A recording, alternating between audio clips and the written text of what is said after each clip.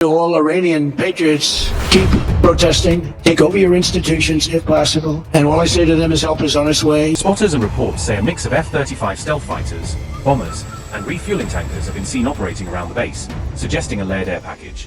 नाजरीन, मशरक़े वुस्ता में सुलगती चिंगारी भड़कते शोलों में बदलने वाली है। इस चिंगारी को हवा दे रहा है दुनिया का सबसे ताकतवर मुल्क अमेरिका और इसराइल की ईरान में रजीम चेंज की साजिश तो नाकाम हो गई।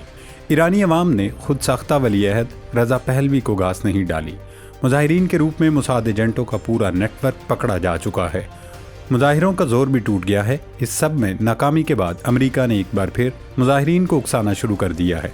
खुद अमेरिकी सदर डोनाल्ड ट्रंप खुलेआम ईरानी मुजाहिरीन को उकसा रहे हैं कि वो मौजूदा रजीम के खिलाफ सड़कों पर निकल आएं, एहतजाज जारी रखें और रियासती इदारों पर कब्जा कर लें, क्योंकि जल्द उन तक मदद पहुंच रही है।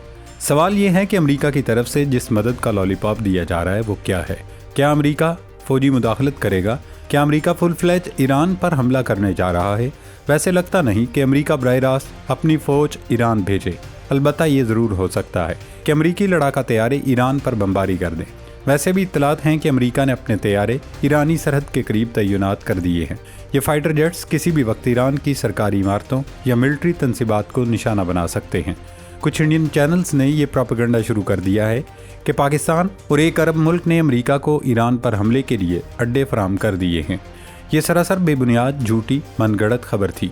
ऐसा कुछ नहीं है, बल्कि हमेशा पाकिस्तान ईरान के साथ कदम से कदम मिलाकर खड़ा रहा है। सिर्फ यही नहीं, बल्कि अमेरिकी सदर ट्रंप ने ईरान को वार्निंग दी है, अगर मुजाहिरीन को फांसी दी गई तो अमेरिका खामोश नहीं रहेगा, बल्कि ऐसी कार्रवाई करेगा जिसके नताइज दूर रस होंगे।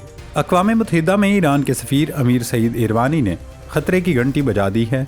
उनका कहना है कि अमेरिका जानबूझकर हालात को बिगाड़ रहा है और फ़ौजी मुदाखलत के लिए बहाना तलाश किया जा रहा है।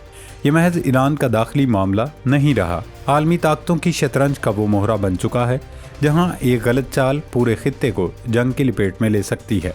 सवाल ये है, क्या ईरान वाकई अगला हदफ है? क्या एहतजाज आलमी साजिश का हिस्सा बन चुका है? और अगर अमेरिका ने हमला किया तो उसके असरात कहाँ तक जाएंगे? एक और डेवलपमेंट आपके साथ शेयर करें कि चीन और इंडिया भी आमने सामने आ चुके हैं। चीन ने भारत के बहुत बड़े इलाके पर कब्जा कर लिया है। इस सब पर इस वीडियो में आगे चलकर तफसीली डिस्कशन करेंगे। नाजरीन, एक तरफ भारत ने पाकिस्तान पर इल्ज़ाम लगाया है कि पाकिस्तानी ड्रोन्स भारत की हदूद में दाखिल हो गए, भारत को हरासा किया और भारतीय फ़ौज की फायरिंग से बचते हुए वापस जाने में कामयाब हो गए। अब भारतीय आर्मी चीफ ने भी इस हवाले से एक बयान जारी किया है। गुज़श्ता रात भी भारत की तरफ से इस किस्म के दावे सामने आए हैं, लेकिन इस तमाम सूरत हाल के अंदर असल खेल जो भारत के साथ खेला जा रहा है वो चीन की जानिब से खेला गया है, क्योंकि चीन ने भारत और चीन के दरमियान मौजूद सरहद, जिसे लाइन ऑफ एक्चुअल कंट्रोल कहा जाता है, उसे अमलन ख़त्म कर दिया है। भारतीय इलाके पर कब्जा कर लिया है और भारत की जानिब से सख्त रद्द अमल भी सामने आया है। चीन और इंडिया में कशीदगी बढ़ गई है। भारत इस वक्त वैसे भी तनहा हो चुका है। पिछले दिनों भारत ने चीन के साथ ताल्लुकात बेहतर बनाने की बड़ी कोशिश की, लेकिन चीन ने सख्त रवैया अपनाए रखा। एक हालिया तनाज़े उस वक्त पैदा हुआ जब अरुणाचल प्रदेश से ताल्लुक़ रखने वाली एक भारतीय खातून चीन के एक एयरपोर्ट पर चंद घंटों के लिए ट्रांजिट में रुकी। उसके पासपोर्ट पर जाए पैदाइश अरुणाचल प्रदेश इंडिया दर्ज था। चीनी हुकाम ने उसे ये कहकर रोक लिया कि ये गैर कानूनी इस्तिलाह है, क्योंकि अरुणाचल नाम की कोई जगह मौजूद ही नहीं। भारत ने सख्त मौक़िफ़ अपनाया कि ये हमारा अटूट अंग है। चीन ने जवाब दिया कि अरुणाचल नाम की कोई जगह नहीं, ये नाम नेहाद अरुणाचल प्रदेश है जो चीन का हिस्सा है। इसके अलावा वॉल स्ट्रीट जर्नल ने 2 माह कबल रिपोर्ट किया था कि वो इलाके जहां चंद माह पहले तक भारतीय फ़ौज गश्त किया करती थी, अब भारतीय फ़ौज वहां दाखिल नहीं हो सकती। इसका मतलब ये है कि चीन वहां तक आ चुका है और कंट्रोल संभाल चुका है। इसी तनाज़र में भारत के अंदर एक वीडियो सामने आई जिसमें अपोजिशन लीडर राहुल गांधी के साथ लद्दाख के मुकामी लोग गुफ्तगू कर रहे हैं। इससे तवज्जो हटाने के लिए भारत ने पाकिस्तान वाला एंगल सामने लाना शुरू कर दिया। अब भारतीय DGMO ने पाकिस्तान के DGMO से रब्ता किया। DGMO एक नहायत अहम ओहदा होता है जो मेजर जनरल रैंक का अफसर संभालता है, और जंग के दिनों में दोनों मुल्कों के DGMOs के दरमियान बराह रास्त रब्ता होता है। भारतीय फ़ौज का कहना है कि पाकिस्तानी फैंटम ड्रोन्स भारतीय फ़ौज को हरासा कर रहे हैं। जहां तक इंडिया और चीन में होने वाले नए फड्डे का ताल्लुक है, तो इंडिया ने चीन को पैगाम दिया कि शिकस्तगाम वैली भारत की सरजमीन है। भारत ने कभी 1963 में पाकिस्तान और चीन के दरमियान होने वाली सरहदी मुआहदे को तस्लीम नहीं किया। भारत का मौक़िफ़ है कि ये मुआहदा गैर कानूनी और कालादम है। دلچسپ بات یہ ہے کہ چین نے شکستگام ویلی پر بھارت کے دعوے کو مسترد کر دیا ہے۔ چینی وزارت خارجہ کی ترجمان نے کہا کہ یہ علاقہ چین کا حصہ ہے۔ چین نے اروناچل پردیش پر بھی اپنا دعویٰ برقرار رکھا ہوا ہے۔ گلوان وادی کے تصادم کے بعد سے صورتحال یہ ہے کہ اس علاقے میں انڈیا اپنا ایک بھی فوجی نہیں بھیج سکتا۔ بیجنگ نے واضح کر دیا ہے کہ شکستگام ویلی میں جو انفراسٹرکچر تعمیر کیا جا رہا ہے وہ جائز ہے اور چین یہاں مزید تعمیر کرے گا۔ بھارت کو اگر تکلیف ہوتی ہے تو ہوتی رہے، ہمیں اس سے کوئی فرق نہیں پڑتا۔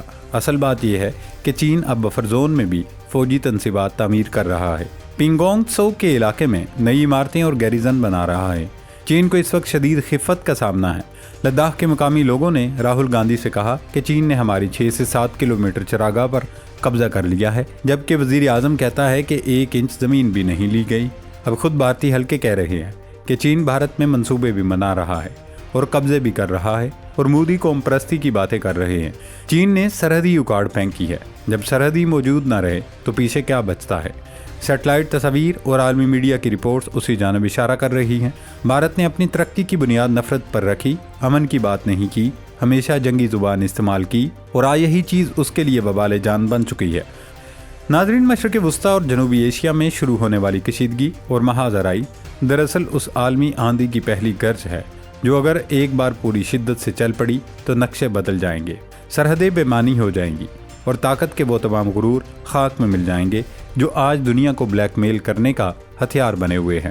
ایک طرف ایران ہے جسے احتجاج کے نام پر عدم استحکام کی آگ میں دھکیلنے کی کوشش کی جا رہی ہے، اور دوسری طرف بھارت ہے جو اپنی ناکامیوں، علاقائی پسپائی اور چین کے ہاتھوں ہونے والی شرمندگی پر پردہ ڈالنے کے لیے پاکستان کارڈ کھیل رہا ہے۔ مگر سوال یہ ہے کہ کب تک؟ سچ زیادہ دیر تک دفن نہیں رہتا۔ امریکہ اگر یہ سمجھتا ہے کہ ایران کو دھمکیوں، پابندیوں یا فضائی حملوں سے گھٹنے ٹیکنے پر مجبور کیا جا سکتا ہے تو یہ تاریخ کو نہ سمجھنے کی سب سے بڑی غلطی ہوگی۔ ایران کوئی کمزور ریاست نہیں، یہ ایک نظریہ ہے، ایک مزاحمتی بلاک ہے، اور اگر اس بلاک کو چھیڑا گیا تو اس کی باز گشت صرف تہران میں نہیں، تل ابیب، خلیج، یورپ اور واشنگٹن تک سنائی دے گی۔ اور ادھر ایشیا میں چین نے وہ چال چل دی ہے جس نے بھارت کی تمام جنگی بڑکیں بے نقاب کر دی ہیں۔ لائن آف ایکچوئل کنٹرول اب صرف کاغذوں میں رہ گئی ہے۔ زمین پر حقیقت یہ ہے کہ چین آگے بڑھ چکا ہے اور بھارت صرف بیانات، دعووں اور جھوٹے تسلی ناموں پر قوم کو بہلا رہا ہے۔ اس وقت طاقت کا توازن خاموشی سے مشرق کی طرف سرک رہا ہے۔ وہ دنیا جہاں فیصلے بندوق کی نالی سے ہوتے تھے، اب وہاں معیشت، اتحاد اور زمینی حقیقت بول رہی ہے۔ جو اس حقیقت کو ماننے سے انکار کرے گا وہ تاریخ کے کوڑے دان میں جائے گا۔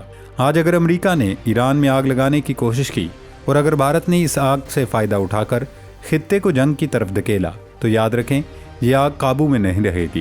یہ شعلیں سرحدیں نہیں پہچانتے، یہ اتحادی نہیں دیکھتے، یہ صرف انہیں جلاتے ہیں جو خود کو ناقابل شکست سمجھ بیٹھتے ہیں۔